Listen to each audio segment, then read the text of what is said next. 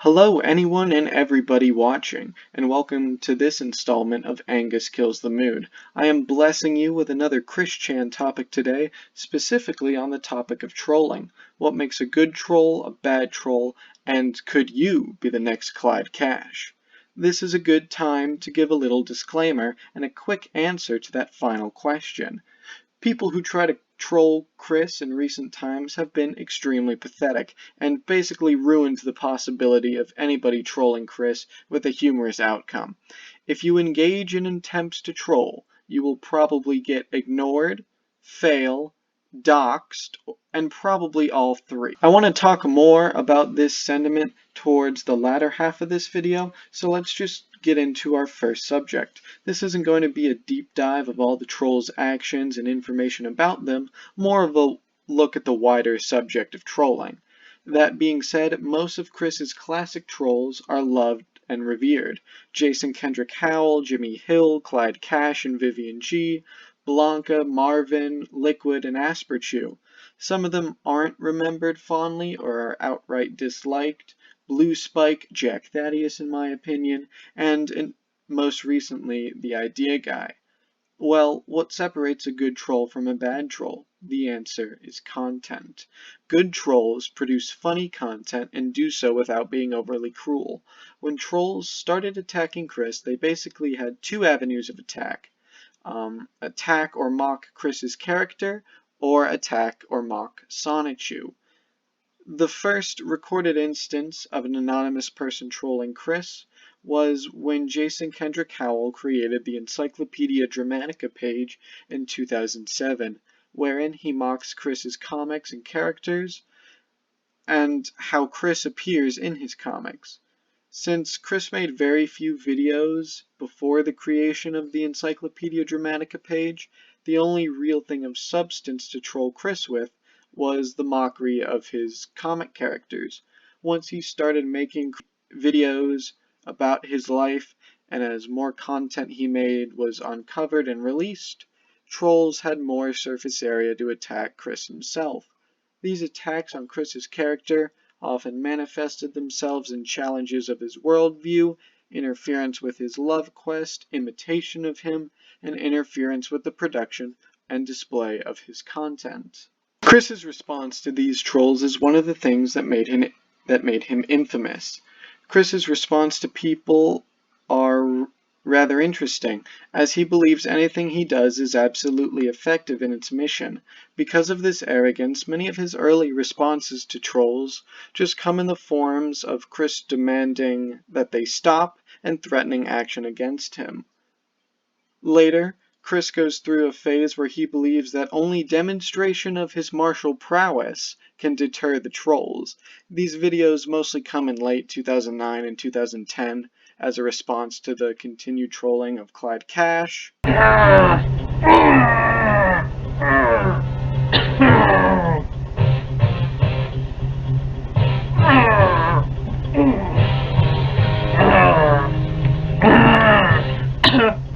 You think you're so tough? You think you're so tough? No, you are not. You are weak. This battle is this war is far from beyond over, Mr. Clyde. You got nothing. You got nothing. You are weak and very powerless. I am the strong one. I am strong. You back down. You are a weakling. I am the strong buff one.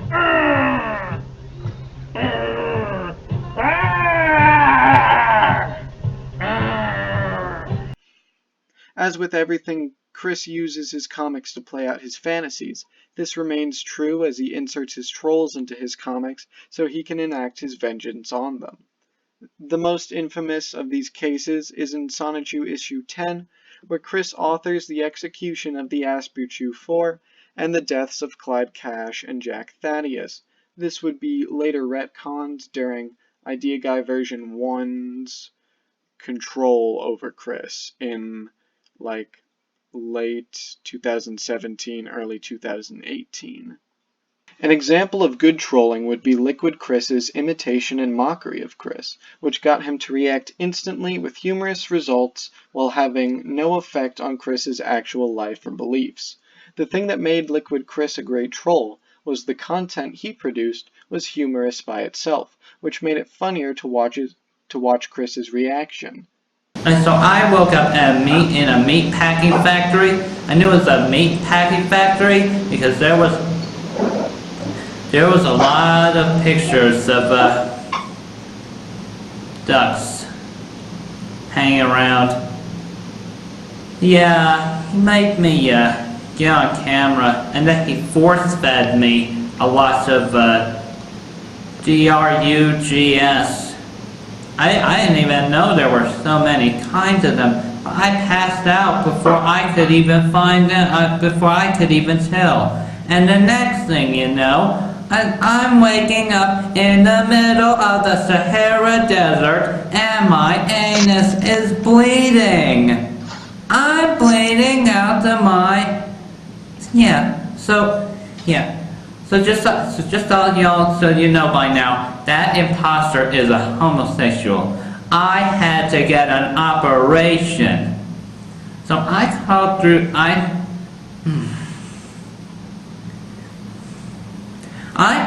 the desert on my stomach for like a whole month, and until some really nice guys from Aladdin picked me up, and they let me stay with them in their tent.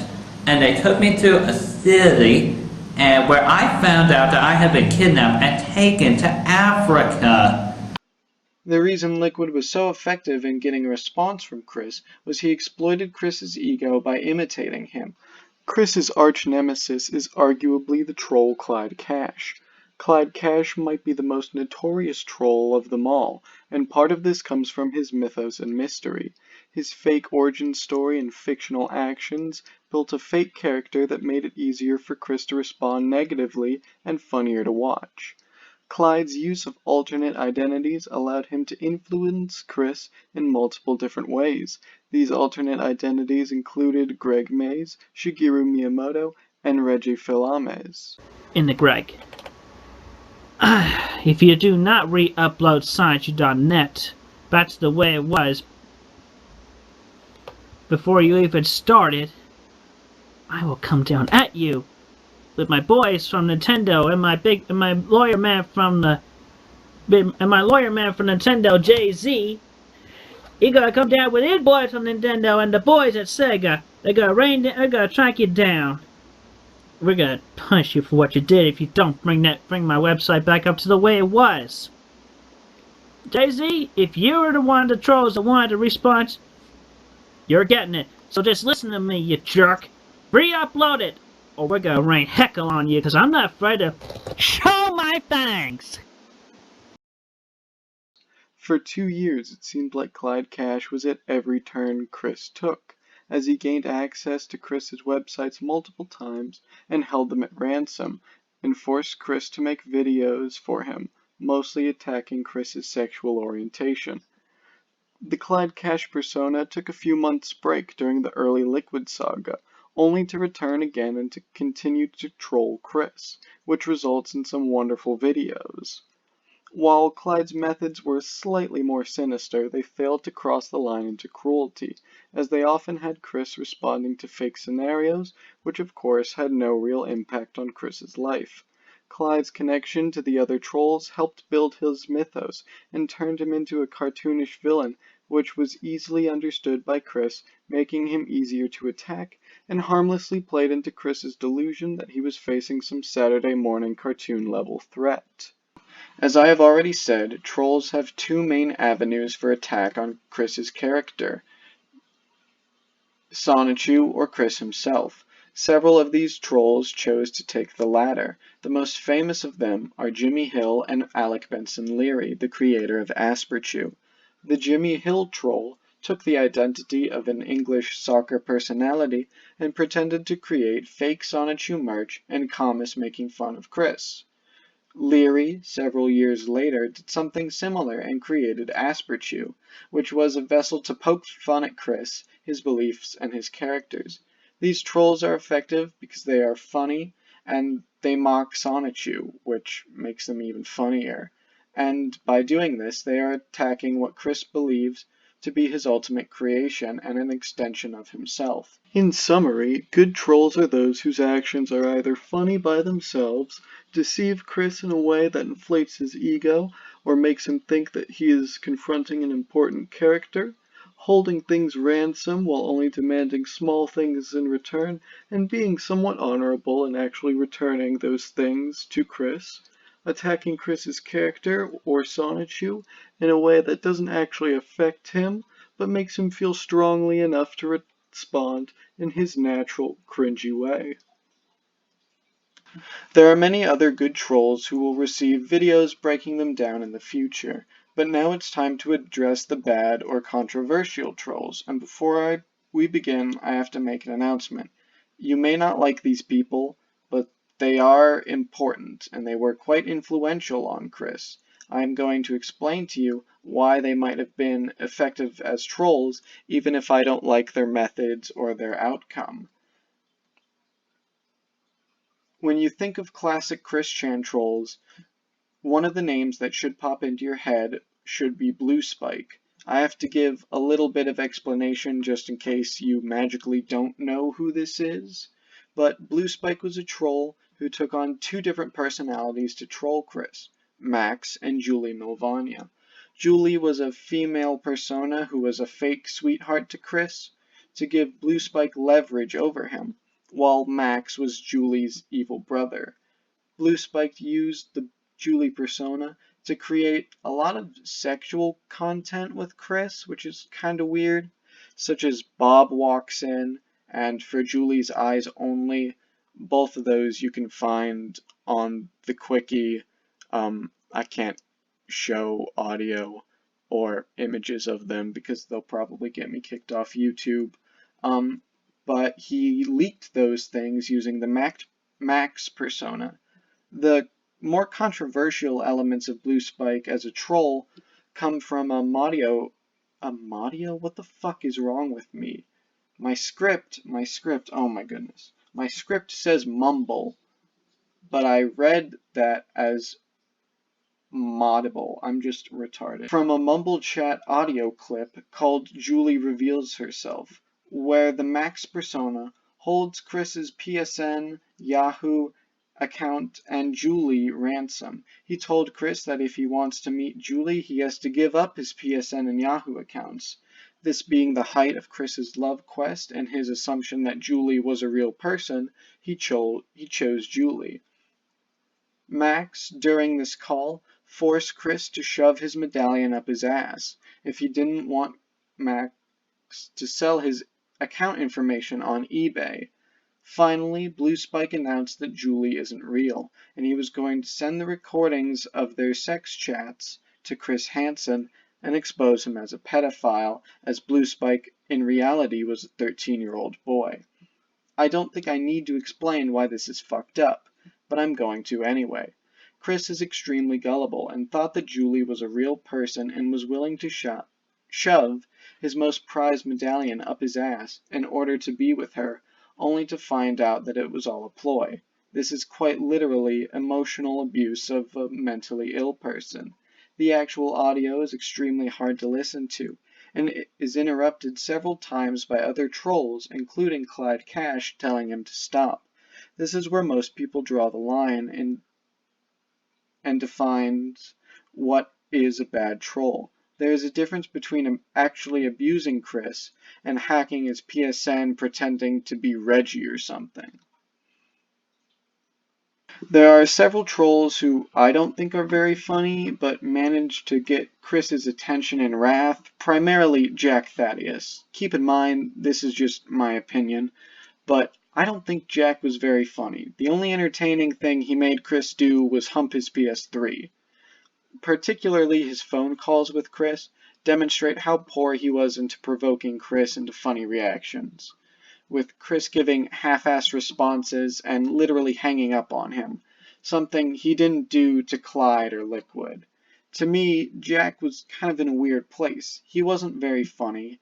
he only kind of did funny things, and although Chris reacted to him with the same levels of rage that he would Clyde Cash, he didn't respect him as much, and this is clearly demonstrated in their phone calls. The final bad troll I want to talk about is the idea guy. Now, I'm working on a video all about the idea guy, and it's a work in progress, so I don't want to get too far into him. But the idea guy was the most recent troll, and his intentions, unlike the other trolls, were purely selfish. They extorted money from him, and they made him record videos to hold against him, to blackmail him so that they could further extort him. They've played into Chris's delusions and did so to completely warp his mental state. The idea guys, especially post-January 2018, were only in it to be cruel to Chris and to piss off the users and staff of the Kiwi Farms. Unfortunately, the effects of the idea guy left a bad taste in the mouths of many people who watch Chris, who are tired of bad trolls and weens. They actively discourage and dox people accused of trolling out of fear of a repeat of the idea guy. Chris's current state of beliefs makes it very hard to troll him without encouraging his current delusions, which is another thing that's despised by people who watch Chris. This quote from the idea guy really shows why this is the case. Dude, at this point you have to feed into his fantasies, even just motivate him to do something that isn't spending hours on Sonic games. He could have multiple comics out this year, but he's sticking to his routines unless you tell him his fantasies are real. Otherwise, you won't get far with Chris, even as a friend of his. Like I said in my first video, the golden age of trolling Chris Chan is long gone, and we can only reminisce about those old trolls and curse those who have cast Chris into his current state. For watching this episode of Angus Kills the Mood. I hope you all enjoyed. The next Chris Chan video will be a deep dive on the idea guy. I don't know if it will be out before or after the next non-Chris Chan video, but just stay tuned for anything. Tell me in the comments who your favorite troll is, and whether or not you think Drama Alert is the preferred news source of ISIS. Bye.